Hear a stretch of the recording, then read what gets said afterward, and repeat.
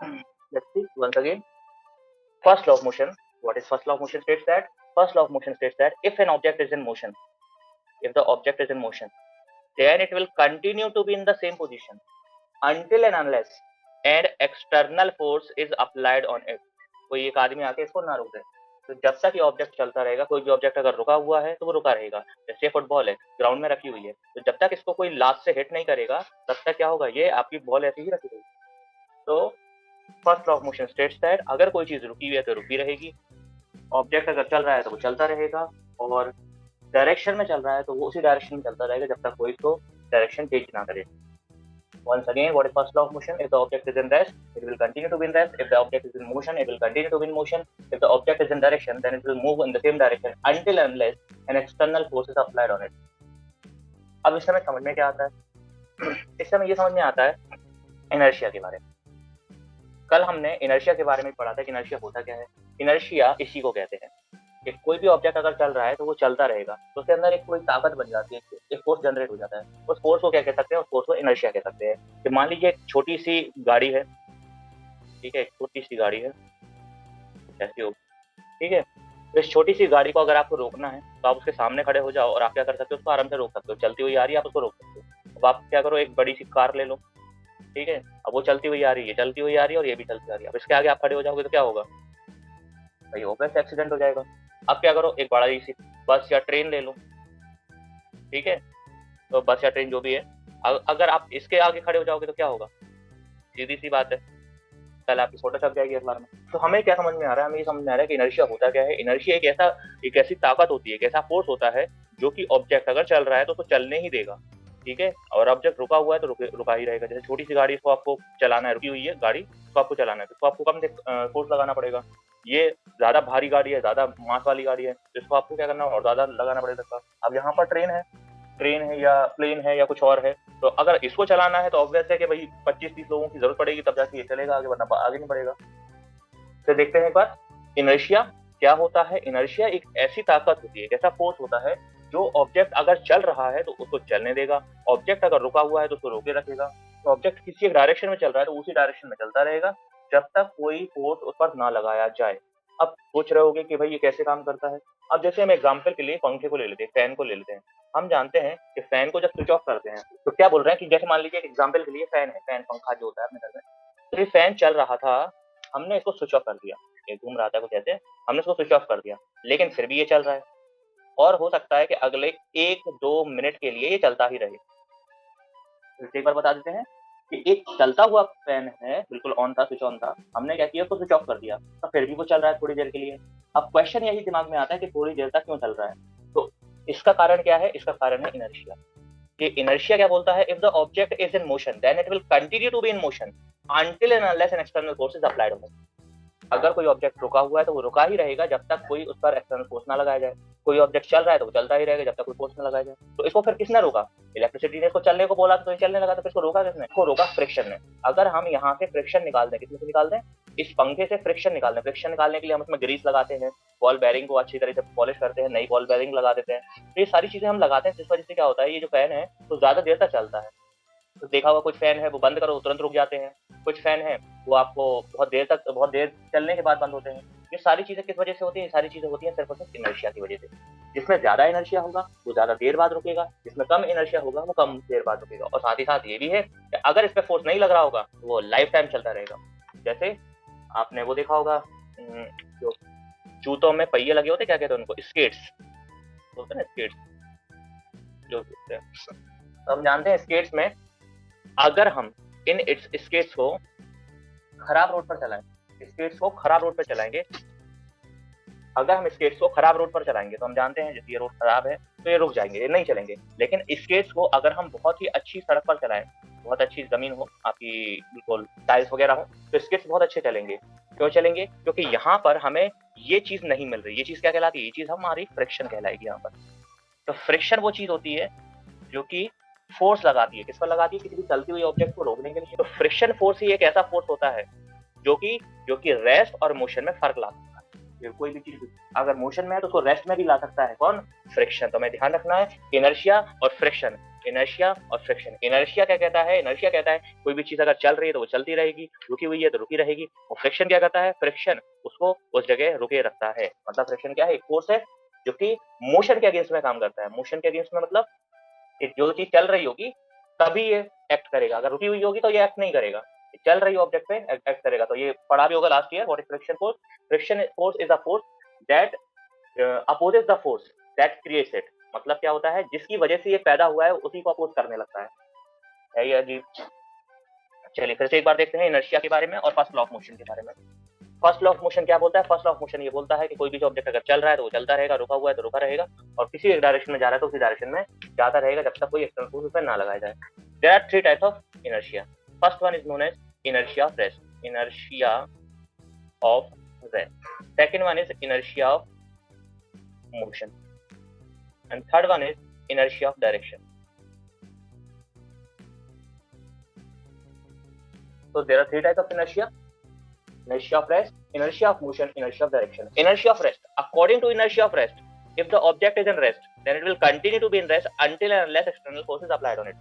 Inertia of rest क्या बोलता है कि अगर कोई ऑब्जेक्ट रेस्ट में है तो वो रेस्ट में ही बना रहेगा जब तक कोई उस पर फोर्स ना लगाया जाए। जैसे एक फुटबॉल रखी हुई है तो ये फुटबॉल, ठीक है, जो भी ये फुटबॉल रखी रहेगी, कब तक रहेगी? जब तक कोई इसमें आके हिट ना करे तब तक ये यहाँ पर रेस्ट में रहेगी। यही बोलता है इनर्शिया ऑफ रेस्ट। एग्जाम्पल के लिए हम ये समझ सकते हैं कि एक बस है, ठीक है, बस खड़ी हुई है, अभी चल नहीं रही है, तो बस के अंदर हम खड़े हुए हैं। यहाँ पर मान लीजिए ये छोटे सा अगर दिखाई दे रहा हूँ तो छोटा सा हम यहाँ पर अंदर खड़े हुए हैं उसमें। अचानक से बस चलने लगती है। हम जानते हैं कि जब गाड़ी अचानक से चलती है तो हम क्या करते हैं? पीछे की तरफ गिरते हैं। जब कभी भी गाड़ी अचानक से आगे बढ़ेगी तो हम पीछे की तरफ गिरेंगे, और जब कभी भी हम पीछे की तरफ गिरेंगे तो इसमें कोई ना कोई तो कोई ना कोई ऐसी फिजिक्स की प्रॉपर्टी लगी है। तो यहाँ पर कौन सी प्रॉपर्टी लगी है? Inertia of rest. Inertia of rest क्या बोलता है कि जो हमारी बॉडी रेस्ट में है, ये ऑब्जेक्ट अभी रेस्ट में है, हम बस की बात नहीं कर रहे, हम अपनी बॉडी की बात कर रहे हैं, क्योंकि बस तो आगे बढ़ गई, हमारी बॉडी पीछे गिर गई। तो हमारी बॉडी अभी रेस्ट में है, तो inertia of rest says that if the object is in rest then it will stay in rest. If the object is in rest then it will stay in rest until and unless an external force is applied on it. ये object rest में है तो ये rest में ही बना रहेगा।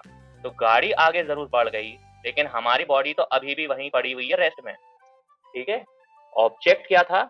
Rest में था, तो इनर्शिया ऑफ रेस्ट उसको आगे नहीं बढ़ने देगा, उसको वहीं रोके रखेगा। तो हमारी जो ऊपर वाली बॉडी है वो क्या हो जाएगी? रेस्ट में रहेगी, और नीचे वाले जो पैर हैं, क्योंकि पैर बस के कांटेक्ट में, इसलिए पैर क्या होंगे? पैर आगे बढ़ जाएंगे, पैर आगे बढ़ जाएंगे। और हम जानते हैं कि पैर अकेले आगे चले जाएंगे और हम पीछे की तरफ गिर जाएंगे। एक और तरीका हम समझ सकते हैं कि चलती हुई गाड़ी है, ये बात आप सब जानते हो कि गाड़ी अगर चल रही है और अचानक से उसके ब्रेक लग जाए, आप यहाँ पे बैठे हो तो गाड़ी चल रही है, अचानक से उसका ब्रेक लग जाए तो क्या होगा?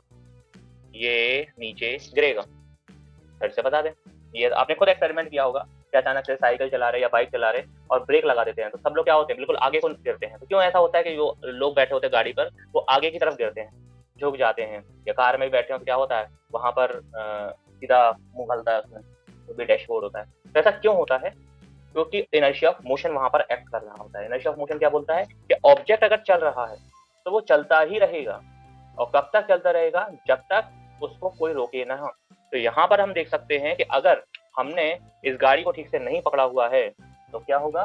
जो हमारी बॉडी चल रही है, अभी हमने ब्रेक अप्लाई किए तो गाड़ी तो रुक जाएगी, ब्रेक अप्लाई किए तो गाड़ी तो रुक जाएगी, और हम यहाँ पर नीचे डले होंगे रोड पर। तो फिर से बता देते हैं what is inertia of motion. Inertia of motion ये बोलता है कि अगर कोई ऑब्जेक्ट मोशन में है तो वो मोशन में ही रहेगा until and unless external force is applied on it. तो अगर इस ऑब्जेक्ट की बात करें तो ये मोशन में था, ये मोशन में था, जैसे ही ये रेस्ट में आया, जैसे ही ये रेस्ट में आया तो ये तो रेस्ट में पहुंच गया, लेकिन हमारी बॉडी अभी भी मोशन में थी, इसलिए वो चल रही है, अभी भी चल रही है, और थोड़ी देर बाद रुक गई।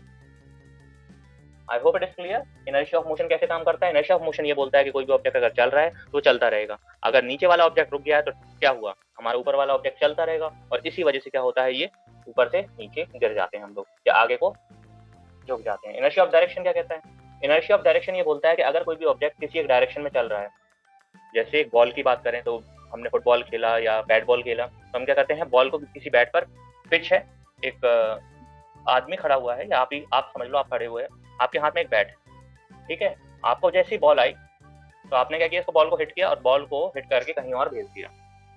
तो आप यहाँ पे क्या देख सकते हो, यहाँ पे साफ साफ देख सकते हो कि बॉल का डायरेक्शन पहले क्या था, ये, लेकिन आपने उसको फोर्स लगा के क्या किया, उसका डायरेक्शन चेंज कर दिया। तो इनर्शिया ऑफ डायरेक्शन क्या कहता है, इनर्शिया ऑफ डायरेक्शन ये बोलता है, if the object is moving in a particular direction then it will continue in the same direction until and unless an external force is applied on it।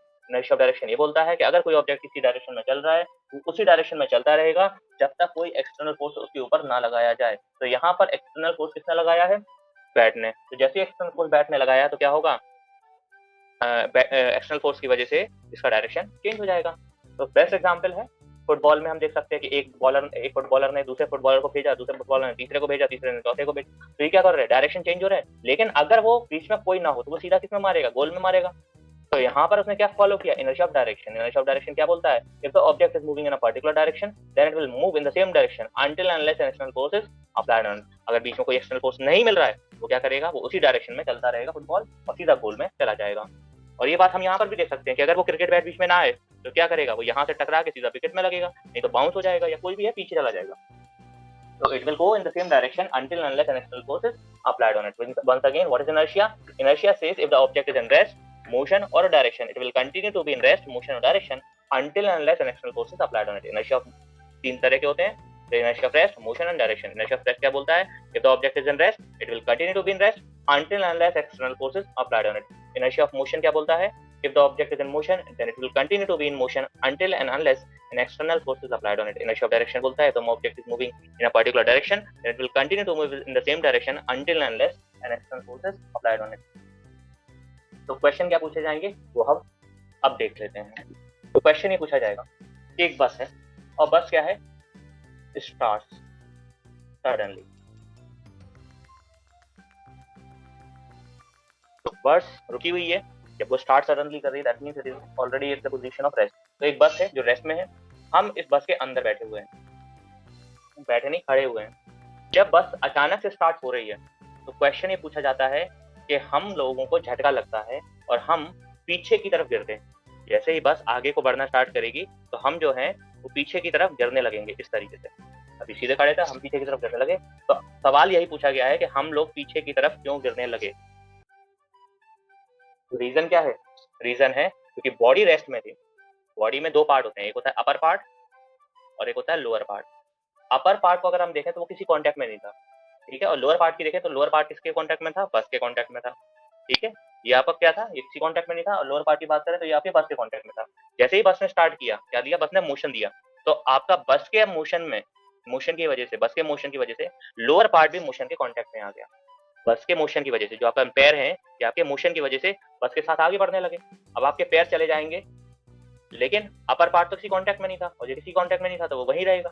तो होगा क्या कि पैर आपके चले जाएं, आपके ऊपर वाला बॉडी पोर्शन रह जाए कहीं पर, तो आपको समझ सकते हो आपके साथ क्या होगा।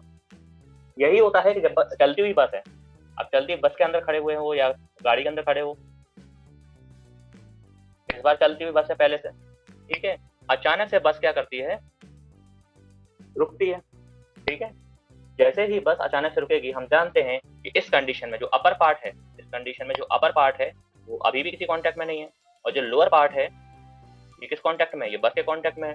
तो अगर बस चल रही है, बस मोशन में है, तो लोअर पार्ट भी वो होगा पोजीशन में, बस मोशन में है तो लोअर पार्ट भी मोशन में रहेगा। अब बस ने क्या किया, रुक गई, बस क्या हो गई, स्टॉप हो गई। तो आपका जो लोअर पार्ट भी है वो भी रेस्ट में आ जाएगा, स्टॉप हो जाएगा। तो जो लोअर पार्ट है, पैर मतलब आपके पैर जो हैं वो बस के रुकने की वजह से रुक गए, लेकिन जो अपर पार्ट है वो क्या करेगा, वो अभी भी चल रहा है। तो अपर पार्ट किसी कांटेक्ट में नहीं है, तो अपर पार्ट बोल रहा है कि वो चल रहा है तो चलता ही रहेगा, और चलते चलते चलते सीधा क्या होगा, जिंदगी से बाहर पहुंच जाएगा। इसलिए जब कभी भी बस रुकती है तो हमें झटका लगता है और हम आगे गिरते हैं, और हम इससे बचने के लिए किसी चीज को पकड़ लेते हैं, सीट को पकड़ लिया, खिड़की को पकड़ लिया, जिसकी वजह से हम बाहर नहीं गिरेंगे। I hope first law of motion is clear to you. First law of motion क्या बोलता है, inertia. Second law of motion से पहले पढ़ लेंगे हम थोड़ा सा एक बहुत इंटरेस्टिंग चीज जिसे कहते हैं मोमेंटम। मोमेंटम क्या होता है, मोमेंटम जब कभी भी कोई भी ऑब्जेक्ट चल रहा है, कोई भी ऑब्जेक्ट है, जैसे एक बॉल हो गई, एक ट्रेन हो गई, या कोई भी आप खुद हो गए, अगर आप चल रहे हो, दौड़ रहे हो, तो आप जानते हो कि आप रोकने की कोशिश करो, खुद रोकने की कोशिश करोगे, लेकिन आप रोकोगे नहीं, आप फिर भी चलते रहोगे। आप कहोगे सर ये तो फर्स्ट लॉ में पढ़ लिया था। तो आपको बता दें ये तीनों आपस में एक दूसरे से जुड़े होते हैं एक्चुअली, लेकिन इनके नाम अलग अलग हो जाते हैं। सेकंड लॉ में अगर हम पढ़ेंगे तो सेकंड लॉ में हम पढ़ेंगे मोमेंटम के बारे में। मोमेंटम क्या होता है कि कोई भी ऑब्जेक्ट मोशन में है, वहां पर हमने रेस्ट के बारे में भी पढ़ा था, लेकिन यहाँ पर हम पढ़ेंगे ओनली मोशन के बारे में। मोमेंटम क्या बोलता है कि अगर कोई भी ऑब्जेक्ट चल रहा है तो वो किसी वेलोसिटी से चल रहा होगा, ऐसा तो है नहीं है कि जीरो वेलोसिटी पे कोई ऑब्जेक्ट हो। अगर कोई ऑब्जेक्ट धीरे धीरे भी चल रहा है तो 2 मीटर पर सेकंड, 1 मीटर पर सेकंड, 0.1 मीटर पर सेकंड की स्पीड से जरूर चल रहा होगा, लेकिन चल रहा होगा। और अगर वो मोशन नहीं कर रहा है तो भैया सीधी बात है, मोमेंटम पढ़ना ही नहीं है वहां पर। तो जहां पर ऑब्जेक्ट चल रहा है तो ऑब्वियस है उसके अंदर कोई ना कोई वेलोसिटी होगी, ऑब्वियस है। और अगर वो ऑब्जेक्ट है, अगर वो रियल वाला ऑब्जेक्ट है तो भैया उसके अंदर मास भी होगा।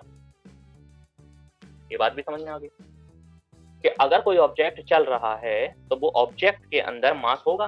जैसे अगर हम हवा की बात करें तो हवा के अंदर भी मास होता है, जानते होगे, पढ़ा होगा बचपन में, that air also has mass and occupies space, that's why it is known as matter. तो मोमेंटम क्या होता है? मोमेंटम क्या होता है, जब कभी भी कोई ऑब्जेक्ट, जैसे एक स्पैन की बात करो तो ये ऑब्जेक्ट अगर चल रहा है, ठीक है, सीधा जा रहा है, तो अगर कोई ऑब्जेक्ट चल रहा है तो इसके अंदर एक ताकत जनरेट होगी, ठीक है, उस ताकत को हम कह सकते हैं मोमेंटम। जैसे एक ट्रेन की बात करें, ठीक है, ट्रेन हम जानते हैं चल रही है और ट्रेन में हमने क्या लगाया, हमने लगाया ब्रेक।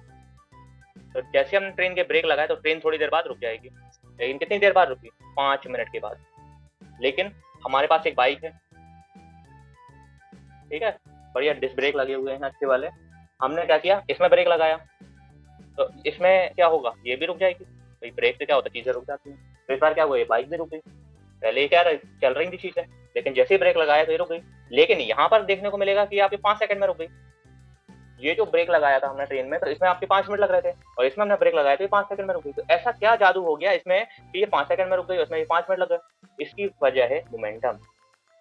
तो फिजिक्स ये बोलती है कि जिस ऑब्जेक्ट के पास ज्यादा मोमेंटम होगा, जिस ऑब्जेक्ट के पास ज्यादा मोमेंटम होगा उसके पास ज्यादा ताकत होगी और उसको रोकने के लिए ज्यादा ब्रेक लगाने पड़ेंगे। तो ये और जो आपकी ट्रेन है इसको आप 5 सेकंड में भी रोक सकते हैं, लेकिन 5 सेकंड में रोकने के लिए जो ब्रेक वहां पर यूज किए जाएंगे वैसे ब्रेक अभी बने नहीं है। I hope it is clear. तो ये जो ब्रेक है, बाइक को रोक सकते हैं 5 सेकंड में, लेकिन ट्रेन को रोक सकते हैं 5 सेकंड में। कब? जब उस लायक ब्रेक बनाए जाए, मतलब जो फोर्स ये ट्रेन लगा रही होगी ब्रेक के ऊपर, जिसकी वजह से ये ब्रेक टूट भी सकते हैं। That's why it is taking 5 minutes, क्योंकि वो धीरे धीरे करके रुकी। फिर से बता दें व्हाट इज मोमेंटम। मोमेंटम क्या बोलता है, मोमेंटम ये बोलता है कि कोई भी ऑब्जेक्ट है, तो कोई ऑब्जेक्ट अगर है तो वो ऑब्जेक्ट ज्यादा फोर्स लगाएगा दूसरे पर। कोई ऑब्जेक्ट है, ज्यादा फोर्स लगाएगा अगर उसका मास कम है, जैसे इसका साइज कम है, उसका मास कम होगा। अब एक छोटी सी फुटबॉल ले लो, छोटी सी जो वो ले लो आपकी गोल्फ बॉल, या उससे भी छोटी कोई आती प्लास्टिक वाली, वो वाली बॉल है, ठीक है। तो अगर ये बॉल चल रही है और चलते चलते चलते चलते हमने क्या किया, बीच में खड़े हो गए, इसके बिल्कुल छोटी सी बॉल थी, हम इसके बीच में खड़े हो गए, तो कितने सेकंड में रुक जाएगी? हो सकता है 0.1 सेकंड में रुक जाए। चलती हुई बॉल थी, उसके आगे हम खड़े हो गए, बहुत छोटी बॉल थी, बहुत छोटी, मतलब प्लास्टिक की बॉल है, बहुत हल्की, हम उसके सामने खड़े हो गए। जैसे ही वो हमसे टकराई हमने उसको रोक दिया। अब यहाँ पर ही 0.1 सेकंड लगा, यहाँ पे 5 सेकंड लगे। तो यहाँ पर मतलब ब्रेक लगाने के लिए क्या हम इसको 0.1 सेकंड में रोक सकते हैं? हाँ, रोक सकते हैं, लेकिन फिर उस लायक हमें ब्रेक अपग्रेड करने पड़ेंगे। तो हमें क्या पता चल रहा है कि अगर हमें ऑब्जेक्ट को जल्दी रोकना है, मतलब वेलोसिटी उसकी कम करनी है, चेंज करनी है, तो हमें उस पर फोर्स ज्यादा लगाना पड़ेगा। तो मोमेंटम क्या बोलता है, अगर कोई ऑब्जेक्ट चल रहा है तो उसके पास ज्यादा फोर्स होगा, ज्यादा वेलोसिटी चल रहा है तो उसके पास ज्यादा फोर्स होगा, कम वेलोसिटी चल रहा है तो कम फोर्स होगा। अगर हम मास की बात करें तो मास भी जिसका ज्यादा होगा उसके पास मोमेंटम, ताकत ज्यादा होगी, जिसके पास मास कम होगा तो उसके पास कम होगी, जिसके पास और कम होगा उसके पास और कम होगा। क्या? मोमेंटम। तो मोमेंटम डिफाइन करता है किसी भी ऑब्जेक्ट में लगने वाले force. What is momentum? Momentum is the product of mass and velocity. Once again, what is momentum? Momentum is the product of mass and velocity. Momentum को रिप्रेजेंट करते हैं हम P से, कहीं कहीं इस P को ऐसा लिखा जाता है, ठीक है। इससे क्या पढ़ते हैं, इसको तो आप P पढ़ सकते हैं, इसको पढ़ते हैं rho, RHO। I hope it is clear. Equal to mass को हम लिखते हैं M और वेलोसिटी को क्या लिखते हैं P। What is the formula of momentum? The formula of momentum is rho is equals to mv या फिर p is equals to mv। तो ये हमारे पास बन गया फॉर्मूला मोमेंटम का। Once again, what is momentum? Momentum is the product of mass and velocity. Momentum is the product of mass and velocity. अब बात आता है तो what is the unit of momentum? Momentum की यूनिट क्या होगी? तो मोमेंटम की यूनिट होती है मास की क्या होती है केजी, और वेलोसिटी की क्या होती है मीटर पर सेकंड। तो मोमेंटम की यूनिट क्या हो जाएगी? मोमेंटम की यूनिट होगी केजी मीटर पर second. Please note it down. हुआ क्या था एक बार कि एक ट्रेन थी, ट्रेन या छोटी सी गाड़ी ले लेते हैं समझने के लिए,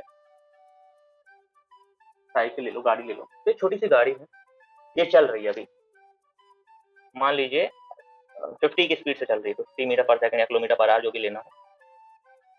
तो 50 मीटर पर सेकंड की स्पीड से गाड़ी चल रही है। हमने क्या किया, इस पर ब्रेक लगाए, और ब्रेक लगाने के बाद इसकी स्पीड क्या हो गई? इसकी स्पीड पहुंच गई 10 पे पहुंच गई, 10 मीटर पर सेकंड पहुंच।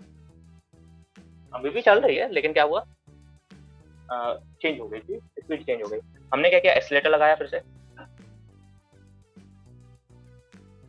एक्सीलेटर लगाया, तो अब इसकी मान लीजिए स्पीड हो गई 70 हो गई। ठीक है, तो कोई गाड़ी थी, कोई जो भी समझे, तो 50 मीटर पर सेकंड की स्पीड चल रही थी। हमने ब्रेक लगाया तो उसकी 50 से 10 पे पहुंच रही, हमने फिर से एक्सीलेटर लगाया तो फिर ये 70 पे पहुंच गई। हमें यहाँ पर समझ में क्या आ रहा है? यहाँ पर ये समझ में आ रहा है कि जब कोई ऑब्जेक्ट चल रहा है, ये ऑब्जेक्ट चल रहा है, ये भी चल रहा है और वो भी चल रहा है, तो जब कभी भी ऑब्जेक्ट चलता है तो इसके अंदर कोई ताकत जनरेट होती है, उस ताकत को हम बोलते हैं मोमेंटम। क्या बोलते हैं? मोमेंटम। तो इस समय इसके अंदर भी मोमेंटम बन रहा होगा, ये ऑब्जेक्ट चल रहा है तो इसके अंदर भी मोमेंटम बन रहा होगा, ये ऑब्जेक्ट चल रहा है तो ये इसके अंदर भी मोमेंटम बन रहा होगा। बस फर्क ये है कि अगर हम इस गाड़ी के सामने आ जाएंगे तो वैसे हमें ज्यादा चोट आएगी, इसके आगे हम आ जाएंगे क्योंकि 10 की स्पीड चल रही है, बहुत स्लो चल रही है, इसके आगे अगर हम आ गए तो हमें कम चोट आएगी, और इसके आगे आ गए तो हमें इससे ज्यादा चोट इसमें लगेगी। तो मोमेंटम जिसमें ज्यादा बनता है उसमें ताकत ज्यादा होती है, उसमें फोर्स ज्यादा होता है। ये बात तो समझ में आ गई कि मोमेंटम जिसमें ज्यादा होगा इसमें ज्यादा मोमेंटम है। ये कैसे पता चला? क्योंकि हमें फॉर्मूला पता है मास इनटू वेलोसिटी। मास इनटू वेलोसिटी फॉर्मूला होता है कि जिसके पास, क्योंकि तीनों के पास मास सेम है, तीनों सेम बाइक की बात कर रहे हैं, लेकिन वेलोसिटी जिसमें ज्यादा होगी उसमें मोमेंटम ज्यादा होगा, और जिसके पास मोमेंटम ज्यादा होगा उसमें ताकत ज्यादा होगी, फोर्स ज्यादा लगाएगा और वो चोट भी ज्यादा देगा। मोमेंटम यहाँ पर हमने देखा किसका बना, मास इनटू वेलोसिटी। मास इसका मान लेते हैं 100 kg, जो गाड़ी आपकी 100 किलो की है तो इसमें लिख देते हैं हम 100, और वेलोसिटी कितनी है इसकी 50 ले लेते हैं। यहाँ पर हम ले लेते हैं momentum is equals to mass into velocity. Momentum कितना होगा? इतना, और यहाँ पर अगर हम मोमेंटम निकालेंगे मास इनटू वेलोसिटी 100 इंटू 7, तो यहाँ क्या देखने को मिला? हाँ, यहाँ पर हमें देखने को मिला 5000, यहाँ देखने को मिला हमें 1000, और यहाँ देखने को मिला हमें 7000। तो कोई ऑब्जेक्ट जो 5000 मोमेंटम से चल रहा है, फिर से समझेंगे बार, कोई ऑब्जेक्ट जो 5000 मोमेंटम से चल रहा है ब्रेक लगाने के बाद 1000 पे हो जाता है, तो इसमें कोई बदलाव आया है? हाँ, क्या बदलाव आया? इसका मोमेंटम 5000 से 1000 हो गया, तो कितना बदलाव आया? 4000 का चेंज आया। अगर कोई ऑब्जेक्ट 5000 से 1000 पे पहुंच गया तो उसमें क्या बदलाव आया? तो उसमें आया आपका 4000 का चेंज आया। और ये चेंज किस रेट से आया? भाई कोई ना कोई तो रेट होगा इसका। इसका रेट क्या है? ये जो 4000 आया आपका, मान लीजिए आपका 10 सेकंड में आया, 20 सेकंड में आया, 30 सेकंड में आया, मान लीजिए 10 सेकंड में आ गया। ठीक है, तो चेंज आया आपका 10 सेकंड में आया, तो किस रेट से आया आपका? 400 मीटर पर सेकंड की रेट से इसके अंदर चेंज आया। फिर से एक बार समझ सकते हैं हमने क्या किया। यहाँ पर कोई ऑब्जेक्ट चल रहा था 50 की स्पीड से, हमने ब्रेक लगाया तो वो 10 की स्पीड पहुंच गई, हमने एक्सीलेटर लगाया तो उसको भी हम भूल जाते हैं, तो हमने क्या किया, फिर ब्रेक लगाया। पहले वो किस मोमेंटम से चल रहा था? 5000 के मोमेंटम से चल रहा था, तो फिर किस मोमेंटम से चलने लगा? 1000 के मोमेंटम से चलने लगा। इसमें कितना बदलाव आया? इसमें आया 4000 का बदलाव, चेंज आया। किस रेट से आया? रेट का मतलब होता है अपॉन टाइम, रेट का मतलब होता है अपॉन टाइम। तो जो भी बदलाव आया है वो किस रेट से आया? तो अपॉन टाइम से डिवाइड कर दो। मान लीजिए 10 सेकंड के अंदर आया, ऐसा तो है नहीं कि वो हमने ब्रेक लगाया खटाक से रुक गया। 0 सेकंड में थोड़ी ना कोई चीज रुकती है, हमेशा एक सेकंड तो लगता है। मान लीजिए यहाँ पर आपके 10 सेकंड लग रहे हैं, यहाँ से यहाँ तक आने में आपको 10 सेकंड लग रहे हैं, तो किस रेट से हो जाएगा? आप 10 से डिवाइड कर देंगे। तो 400 मीटर पर सेकंड की स्पीड से हमने क्या किया, इसको ब्रेक लगाया, उसके ऊपर हमने ब्रेक लगाया। फिर से एक बार समझ सकते हैं, हमने क्या किया, हमने चेंज ऑफ मोमेंटम निकाला। चेंज ऑफ मोमेंटम क्या था? इस मोमेंटम को आप बोल सकते हैं इनिशियल, इस मोमेंटम को आप बोल सकते हैं इनिशियल क्योंकि शुरुआत वाला है, इसको आप बोल सकते हैं फाइनल क्योंकि लास्ट वाला है। तो हम इसको लिख सकते हैं m1 and v1, mass 1 and object 1। इसको क्या लिख सकते हैं? m1 v2। आप कहोगे सर जी m1 यहाँ पर क्यों आया? क्योंकि मास तो सेम है, तो यहाँ पर हम m ही लिखा है। तो m इंटू v1 जो कि पहली वेलोसिटी है, m into v2। Initial velocity को v1 नहीं कहते, इनिशियल वेलोसिटी को u कहते हैं। ये पढ़ा होगा, पढ़ा है नहीं पढ़ा है? जब कभी भी इनिशियल वेलोसिटी की बात आती है तो इनिशियल वेलोसिटी को v1 नहीं कहते, इनिशियल वेलोसिटी को u कहते हैं, mv माइनस mu। तो हम यहाँ पर क्या बताने वाले थे? यहाँ पर हम बताने वाले थे कि चेंज आया। चेंज कैसे आया भाई? फाइनल में से इनिशियल को माइनस कर दो, जो भी चेंज आया वो पता चल जाएगा। अब किस रेट से आया तो उसका हम रेट निकाल लेंगे। तो रेट कैसे निकलेगा? रेट निकलेगा आपका m into v minus m into u upon जो भी टाइम लगाया वो लगा देंगे। ठीक है, हम एक बात जानते हैं, क्या जानते हैं कि अगर हम m को कॉमन ले लें तो क्या बचेगा? b minus u upon T बचेगा। अगर हम m को कॉमन ले लें तो क्या बचेगा? b minus u upon T बचेगा। और अगर आपको लास्ट चैप्टर याद हो, थोड़ा सा भी याद हो, तो उसमें फर्स्ट इक्वेशन ऑफ मोशन पढ़ी थी। फर्स्ट इक्वेशन ऑफ मोशन में एक फॉर्मूला पढ़ा होगा, डेफिनेशन पढ़ी होगी, that is known as acceleration. Acceleration क्या बोलता है? Acceleration is the rate of change of velocity. Acceleration पढ़ा होगा। What is acceleration? एक्सेलरेशन होता है rate of change of velocity, मतलब v minus u upon t. Acceleration क्या होता है? v minus u upon t. तो हम ये बोल सकते हैं कि इस पूरे की जगह हम a लिख सकते हैं। क्या लिख सकते हैं? a। और ये बन गया फोर्स का फॉर्मूला।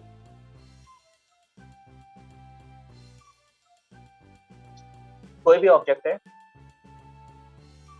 अगर वो चलना स्टार्ट हो रहा है तो उसकी एक इनिशियल पोजीशन होगी, उसकी एक फाइनल पोजीशन होगी। कोई भी ऑब्जेक्ट है, अगर वो चलना स्टार्ट कर रहा है तो उसकी एक इनिशियल वेलोसिटी होगी और एक फाइनल वेलोसिटी होगी। इनिशियल वेलोसिटी को u कहते हैं, फाइनल वेलोसिटी को v कहते हैं। अगर हम बात करें उसके मास की, तो कोई भी ऑब्जेक्ट है तो उसका मास क्या होगा? मान लीजिए m होगा, और थोड़ी देर चलने के बाद उसका मास चेंज हो जाएगा, है ना?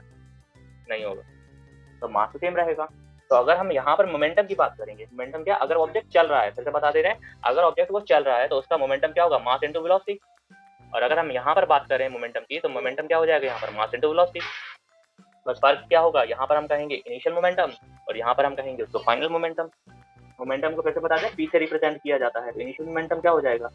m इंटू u1 u, और फाइनल मोमेंटम हो जाएगा m इंटू v। फिर हम निकालेंगे चेंज। आप कहोगे सर जी ये चेंज क्यों निकालेंगे? क्योंकि हमें आगे अगर पढ़ना है तो चेंज निकालना पड़ेगा। तो यहाँ पर चेंज क्या होगा? Final momentum minus initial momentum. Final momentum क्या है? mv, और इनिशियल क्या है? mu। निकाल लिया। ठीक है, अब हम क्या जानते हैं? अब हम जानते हैं कि अब हमें निकालना है rate of change of momentum.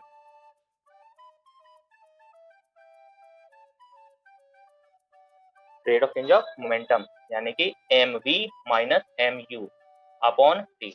अगर हम m यहाँ से कॉमन ले लेते हैं तो क्या बचेगा? v minus u upon t, और v minus u upon t।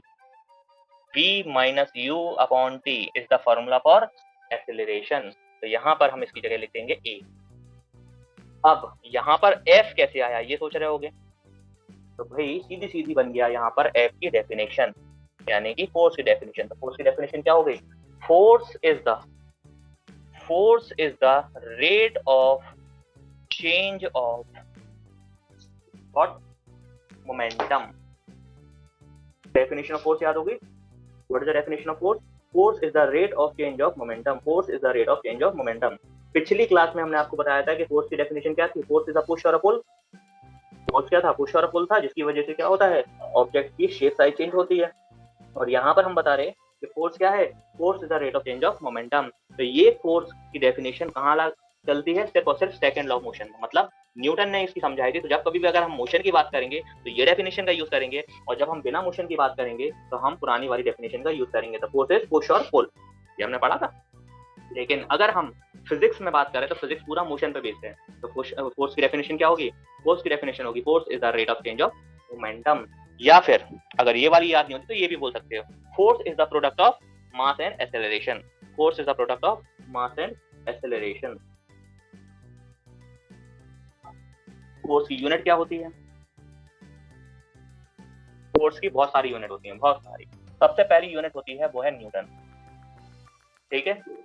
दूसरी यूनिट होती है वो होती है डाइन। तीसरी यूनिट होती है वो होती है kgf। फिर यूनिट होती है kg, मीटर पर सेकेंड स्क्वायर। ये कहाँ से बनी आपकी? kg से, मीटर पर सेकेंड स्क्वायर इससे। kgf क्या होता है ये आप चाहे तो अभी के लिए रहने तो बाद में